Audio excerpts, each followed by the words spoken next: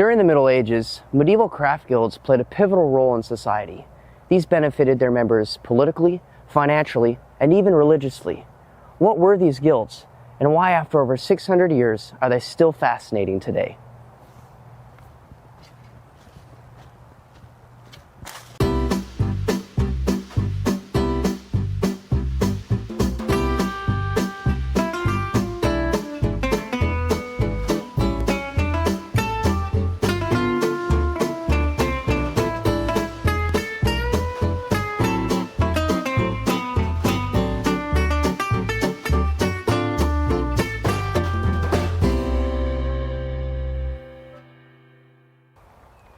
Depending on where you lived, there could have been as many as 100 different craft guilds.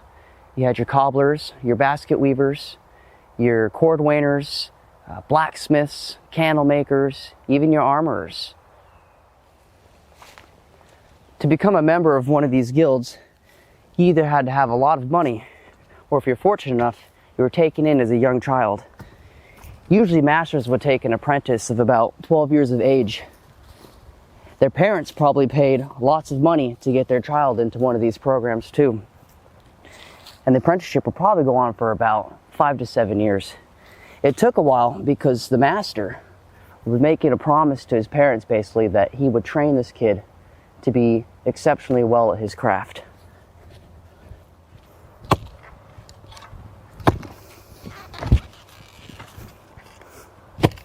As an apprentice, you weren't paid. You were given clothing, food, and a place to sleep. Of course, the knowledge of whatever craft it was that your master was teaching you. You could, however, get paid after your apprenticeship when you progressed to the stage of journeyman. Journeymen could continue working for the master they were with, or you could go work with a different master.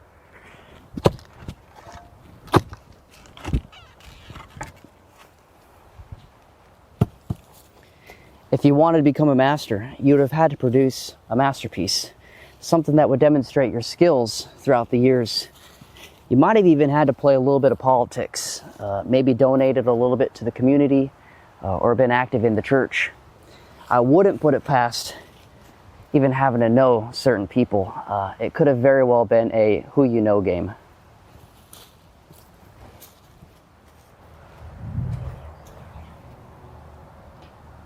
Once a master, you would then be able to open up your own shop and bring on your own apprentices.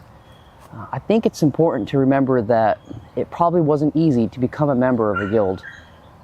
They were very family run, so if you weren't a family member or if you weren't brought on as a younger child, your chances of being admitted weren't high. You might have had to spend a lot of money if you were to get in, not being a family member.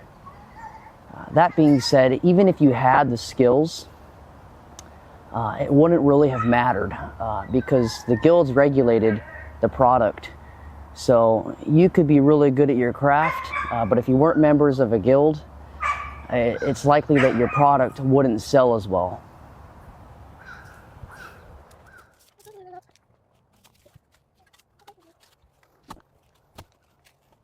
I wanted to talk a little bit about the influence that medieval craft guilds had on politics.